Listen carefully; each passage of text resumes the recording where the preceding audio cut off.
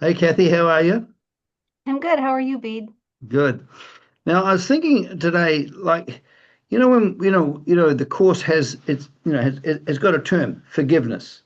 So the course there's a course meaning for the word forgiveness, and then there's our meaning, what we normally take, conventional thinking we take for forgiveness. And what I find, I may not know much about what forgiveness is. I definitely know what unforgivingness means, in the sense that I know the experience of where uh, I have got a grievance against myself and for the things that I've done, and I've got grievances of things that have happened to me in the past. I've got grievances about what's going to happen to me in the future, in terms of old age, sickness, and death. I've got grievances about what I think that I am, and so that the we seem as human beings we're full of grievances. We're holding something against the world, other people, or ourselves, and Yeah. and the resentment or the and this builds up a reservoir of resentment. The fact that things have happened to us that have victimized us, and so we're upset about things. We try and put on the happy face, but basically we're kind of enclosed in an unforgivingness. Do you know what I mean? Yeah. But the when we're talking about forgiveness, we're not actually talking about I forgive you for being a real so and so. It's not like that, is it? Is that right? No, no, that would be considered forgiving, just like your sleeping dreams, forgiving a figure in your dream. Um, and this is such an important topic because forgiveness is described as being our only function here. So Mm-hmm. it's just so important to hear what Jesus is really saying about it. The forgiveness we're taught in the world is that you first condemn and Mm-hmm. then you offer something, you offer forgiveness. Without your forgiveness, that person would stand forever condemned. So you're kind Mm-hmm. of bestowing something upon somebody, where Being you magnanimously kind and good at the offences and wrongness and evil of other people towards exact. you. Okay. Yes, yes, I stand unsullied by comparison to that which I condemn, you know. Um, and so from this higher plane, I seem to do that and be magnanimous. And that is not the forgiveness of the Course, because the Course teaches there is no world, it's a dream or a hallucination. Um, and so there's nobody there. That it literally says we're talking to people who aren't there. We're hearing things that make no sound. We have sightless holes for eyes. So we Can I don't. just say something? Can I just say something about that? Yeah. See, I know, for example, when I'm in an argument with another person, I have a notion of them. I don't realize I have a notion of them. I've got a notion that they're a real nasty and real so and so, and they deserve punishment. I have no idea that that experience of them is a thought in my mind that I'm projecting. That it's actually literally a dream because Yeah. it seems so real. It seems like my label that I give them, and I won't because we're on YouTube, I won't use proper labels, but Yeah. we can have a thought that a person's a real bleep, right? Um, Hmm. and but we don't realize that we're having the thought that they're a bleep. We're actually experiencing them as a bleep. So a I'm having a daytime dream. I don't realize I'm hallucinating. I believe that there is an enemy, a bleep, in front of me, but Yeah. that that is my idea, the bleep, projected as experience, and now I feel that that experience is hitting me. The bleep's causing me upset, when in Yeah. actual fact it's production of my mind. Is that right? Yes, that's absolutely right. And I think what would be the motivation to say there must be another way is to see that repeatedly looking outside of ourselves and seeing guilt and judging what's out there is never going to make us happy. It's not going to make us experience ourselves or the world differently. So I think that the pain of that process, where I spend my whole life seeing, and perception, I we do seem to see, like you said, the witnesses that prove our position to us. They seem undeniable. It seems like a brick wall. Well, I would never look past what my eyes see. How could I? I'm looking right now at that bad person who's doing horrible things to people. And so it would seem like disingenuous to say, that's not horrible what's happening over there. So, Right. So we're not talking about the fact is I'm having the experience that they're like that. So we're not saying, oh, yes, I shouldn't be having right. that experience that they're like that. No, That really they're a beautiful child of God and everything's fine. The fact of yeah. the matter is I'm enclosed in an experience Hmm. that's been projected out from me, but I Yeah. don't see that.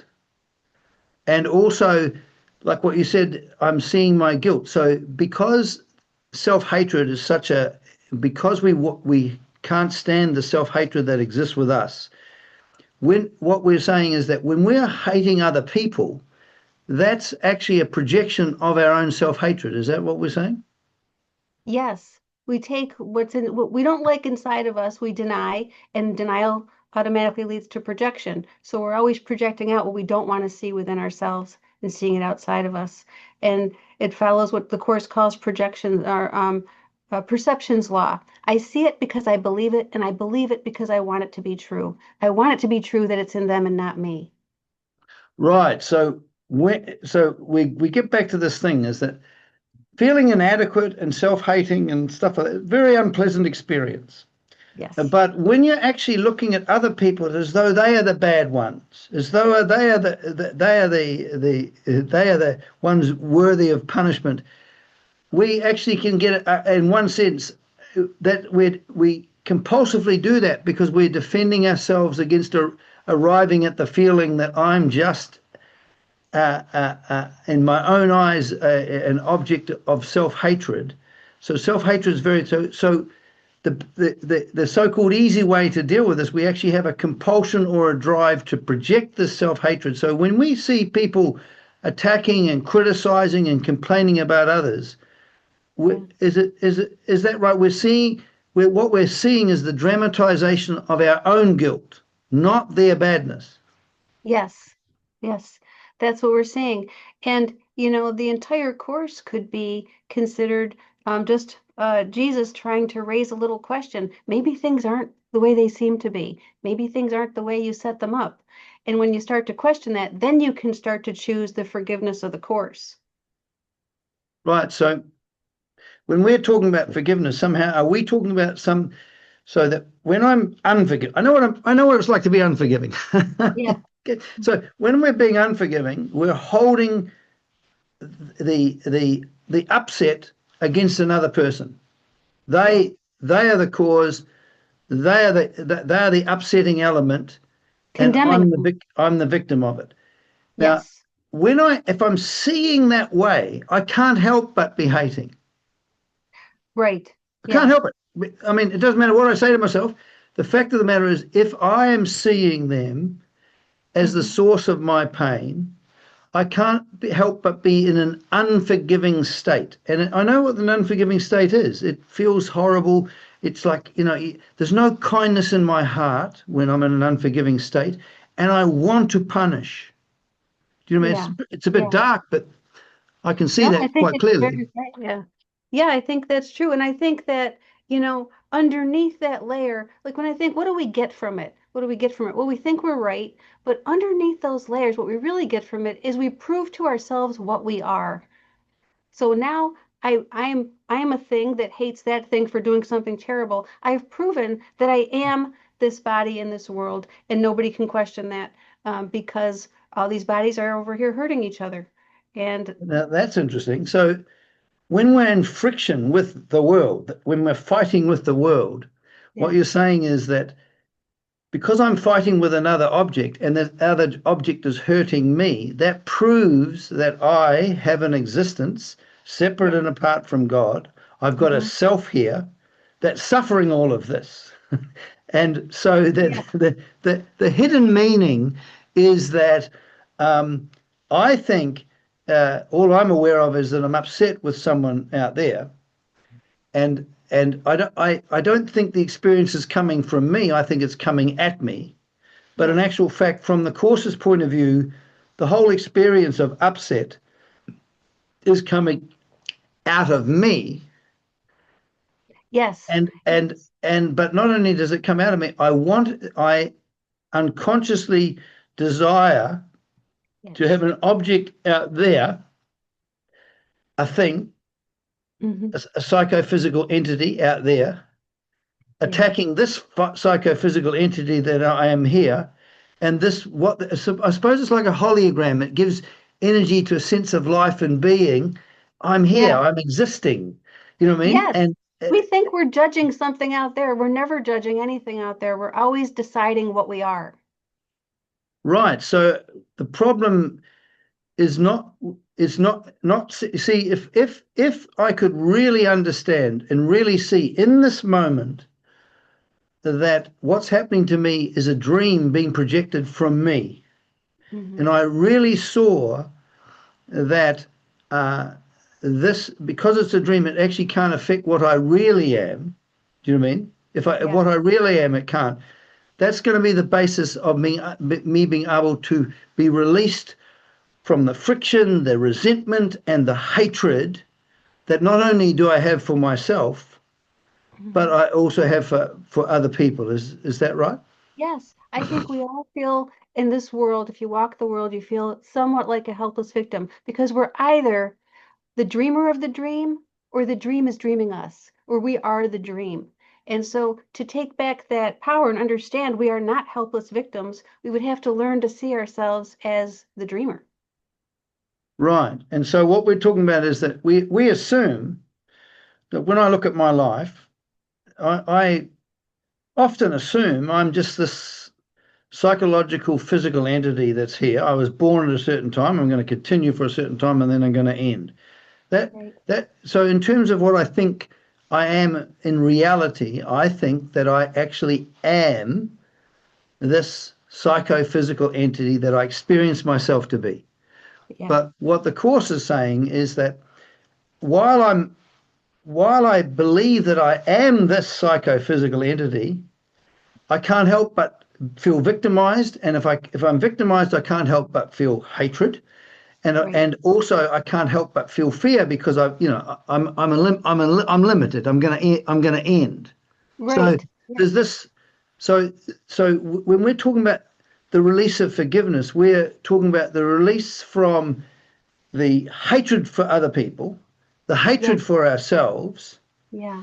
the fear of the future. We're talking about something very practical in the sense of right here, right now, as I am, a release from all of that, and we call this state of being forgiveness. Is that right? Yes, that's right. And, it is kind of watching ourselves be all the things you described, hateful, judgmental, condemning everyone and everything that doesn't seem to make us happy. We watch ourselves being that thing, and through the process of forgiveness, looking upon what we chose without judgment. Then it loosens its grip on us. This idea that we've established what we are and established what the world is and what God is. Right, right. Because you bring up an interesting point here. Because, like with what Dr. Freud, when he talked about repression, is that you've got the content, which is of what's repressed, which is the desires. Do you mean? Yeah, So they are repressed. You know what I mean? right. And we've got lots, and we have this desire to preserve ourselves as separate and apart from God. We're not aware of this, but it's there. And then we've Hmm. got all these defenses to prove that, that we're not doing this to ourselves. The world is doing it to me. Yeah. But if I start to become willing to just see what I'm like as I am, if I'm just willing to see what I'm like, so that instead of being defending against and making sure I don't see anything like this, the Hmm. fact is that by honest examination, with just simply at the moment I'm upset, at the moment I feel vulnerable, at the moment I feel hating, at the moment I feel envious, at the moment I feel empty, because I'm honestly acknowledging it without defensiveness, Hmm. the repression can then be, which is a very active process according to Dr. Freud, you take the lid off, but when you take the lid off, what's been repressed starts to come up and Right. starts to become seen. Yeah. And but you've talked to me about before is that that even though this may appear dark, the fact of the matter is that we want to be able to be as we are, being in our wrong mind, but we want to look at this wrong mind through the eyes of Jesus. Can you just talk about that? Because if Yeah. without this, we can't help but feel self-hating when we have all of these so-called negative experiences. Right. And people have complained over the years, that the course has made them more unhappy. It's created more problems for them. But really, all we ever lose is our illusions of our face of innocence. But underneath that face of innocence, we can see what the ego really offers us. And it is ugly. It's an ugly thought system. It's built on the idea of murder. It's sin, guilt, and fear. And this world is going to reflect that whether or not we want to see it. So we really don't lose anything except the illusion that we could find something pleasant and valuable in a thought system of sin, guilt, and fear. And so once that illusion is gone, we, then we kind of go through the layers and we have to look at that to get to the other side. If we don't look at um, at the darkness, we can't get to the light. We're not bringing any darkness to the light. We'll basically be continuing exactly what we've always done and never find the other way of being, of seeing ourselves. So I don't know, I should just kind of reiterate that. We have to look at the darkness in order to bring the darkness to the light. If we deny the darkness, we're really reinforcing it and continuing to project it out. Now that's really interesting because you see, when I look at my human life, I see there's a lot of vanity, right? Wanting to look good in my own eyes and the eyes of other people. I see this in examples of my subtle forms of bragging, my wanting to assert myself, my wanting to be a success. But this wanting to look good, this face of innocence, so that I'm pretty much I'm pretty together, I'm pretty cool, right? So this face of innocence, it actually hides our real condition. Because if I think that I'm a nice, sweet, and loving person, right, and yet I'm identified as a mind, sense, body complex, that's the last thing I'm thinking, actually. Do you know what I mean? But the fact of the matter is, I'm because I'm being hammered by life, so that's very unpleasant, and I'm being hammered by these people who are worthy of whatever. So I'm full of bitterness and hatred, Yeah. and then I've got to kind of move away from it and hide from it and have this glowing idea of myself. So what you're saying is the course. First of all, we have to see that, this is not true because it's a Right. bit like Schopenhauer. He's, be able to see through the absurdity and the Mm. falsity of social life and its pretentiousness in Yes. order to get near what the problem is. So we can either escape into our lovely fantasies of what we're like, or we go into this journey, but we're not going into the journey alone, are we? We're Right. not, you see, you know how people can be caught in agony and they know not what don't know what to do with it. Yeah. What we're talking about is that because inside us we have a memory of God's love and a Mhm. memory of what we really are, Yeah. in the light of this memory, we can look at ourselves and it's a kind look. It's not a self-condemnatory look. So if I am Mhm. condemning myself, that's just more ego, more problem. But Yeah. we're talking about the introduction into our life of a different kind of light. Would that be true? Yes, that's so important because if we look at our ego with our ego, we'll be despairing and perpetuating the thought system. We have to look with our inner guide, Jesus, the Holy Spirit, um, or we can't look without judgment. Like you said, we'll just be hating ourselves more. It'll be a reinforcement of the very thought system we're trying to transcend. So we have this in us. We have this light that dispels darkness, and it's always shining according to the course. So when I come with my envy, I come, I completely and utterly acknowledge my envy. The envious person that I am can't fix the envy, though. That's not, but I have to present it in one sense to the shining light so that it can be shined away. Not me getting rid of it. Would that be true? Yeah, I think we can't try to make ourselves holy. That's going to fail. And when we do try, we'll see that it fails pretty quickly. We won't Yeah, experience yeah, different. I've tried to have self-fortifying spiritual ideas about myself in the past. That I'm a Me child, too. I'm a child of God, that I'm this, but I can say those things to my head in my head. But the Yeah. fact of the matter is, the reality is I'm not appreciating that fact. The reality is what I'm saying is that right here, right now, I am being the agony that I am. And Yeah. so being enclosed like this, in the Course, we're not talking about repressing this or denying this condition. We want to come to God in this condition and Hmm. with the understanding that we're not suffering from negative emotion, we're suffering from the absence of the correct vision. Because if we really did see that God was ever present and constantly embracing us, if we actually saw that, we would be lifted out of that misery. Yeah. But You're right. while If we we can see what we chose. but while we see ourselves through our own eyes and not the Holy Spirit's eyes or Jesus's eyes, we're Yeah. stuffed. Right. Right. We're just bodies wandering idly in and out of places the mind contrives and never really experiencing ourselves differently. Um, so, one thing I think is important to say in the whole discussion of Yep. the worldly forgiveness versus the course Yep. forgiveness Yep. is that it is not about behavior. And I would just never want anybody to think that they had to be around someone who was hurting them. It has nothing at all to do with form. You can do anything. There is no form that is consistent or inconsistent with A Course in Miracles. It's all looking.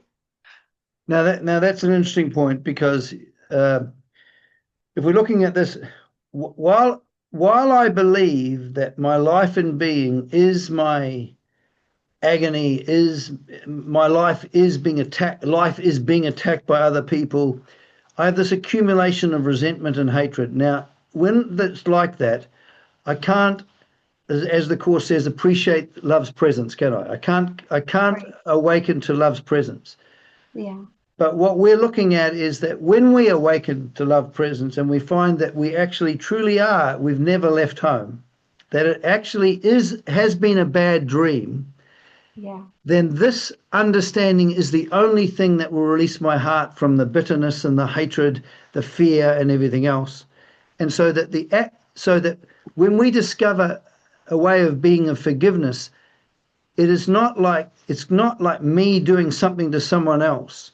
It's No. it's an understanding that changes. We're talking about an understanding that changes the way we're being in the world, and we're talking about a release from the fear, the self-hatred, and the hatred of others, the bitterness and resentment. Is that what we're talking about? Yes, that is the forgiveness process.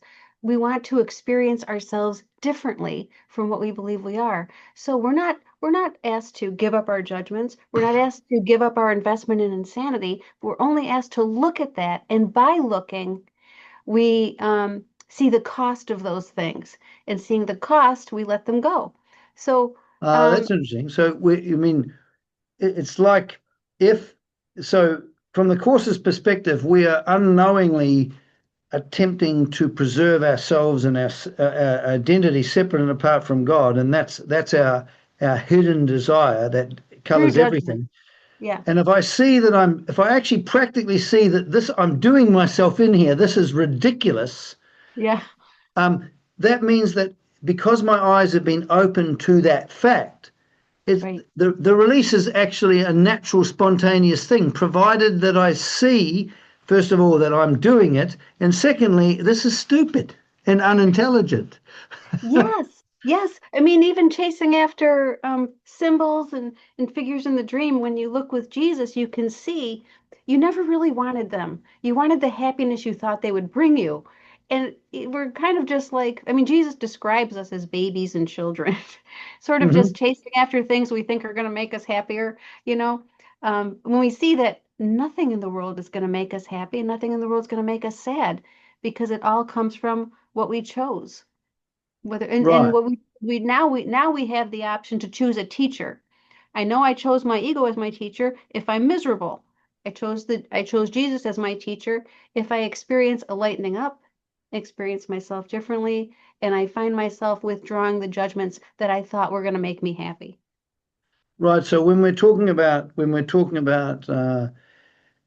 release, which is the important factor, is Yeah, that when we look at ourselves, other people, and the world with forgiving eyes, In other Mhm. words, that is holding nothing against anybody or anything, Mm. in that forgiveness, because we're told that in the Course that that forgiveness is a reflection of God. Just my battery's about to go. Uh, Oh, that that that that state of being, which is forgiving, is the reflection of God's love in the world. So we're talking about something. We're talking about the birth of a new way of being in the world. yeah. That's a reflection of the love that is God, Mhm. and this is our only function to first of all arrive at this place of forgiveness, and then live that as a way of living in the world. Is that right? That's our Yes, purpose. yes, that's our purpose. And as we look upon ourselves judging and look upon ourselves choosing the ego, there's a line in the Course that says, when you really look with Jesus at what at the great projection, Mm-hmm. you'll exclaim, "For all this, I gave up nothing." So when we can see it as nothing, um, then we know, then we can. It's not a sacrifice to give up something that's nothing. No, so what we're talking about when we say looking at the eyes of Jesus, we could paraphrase that I know that I normally look at myself through my own eyes, and that hasn't got me far. Yeah, So, yeah, but when we're looking at ourselves, other people in the world, in mhm, the light of the truth. This is what we mean by looking at our lives with Jesus's eyes, with Jesus. In other words, yes, our Jesus's way of seeing and our way of seeing become co-joined, and mhm. this is what is the liberating factor. Yes, and I just would throw in that the Course describes forgiveness as looking, waiting, and quietly doing nothing, or looking without judgment. And we only know we're looking through His eyes at Mhm. everything when we're doing it without judgment, and when we can see, basically, there's no value in what I made. Right. So again, unless we actually, which we can talk about next time, unless we actually see that the problem is centered on us, Yeah. we're doing it for ourselves. We're unconscious of that fact. It's Hmm. not something to be blaming ourselves for, but we're unconscious of that fact. So we're talking about the exposing of the fact that our suffering that we think is external things, our emotions, other people, the world, even our Right. past history, all of that, we think this is what's making us unhappy. When Yeah. we see that none of those external things are making us unhappy, that the Mhm. unhappiness is centered on us because we want to preserve a sense of life and being separate and apart from God, so we can say, I've got my own being, I've got my own being, right? Yeah. While I am caught up in that mistake, and it's a mistake, not a sin to be punished for, this is what is the release that we're talking about, that the Course of Miracles offers us. Is that right? Yes. Yes, that's it. Well, it That's our process. sounds pretty good. Yeah. So I look forward to the next time we talk, because but it's an interesting thing that forgiveness is not what we conventionally mean by forgiveness. Right. That it's a release from the suffering, the fear, and the hatred that is so characteristic of human life. Yes. Okay. Thank you very much, Kathy. We'll see you next week. Thanks, Speed.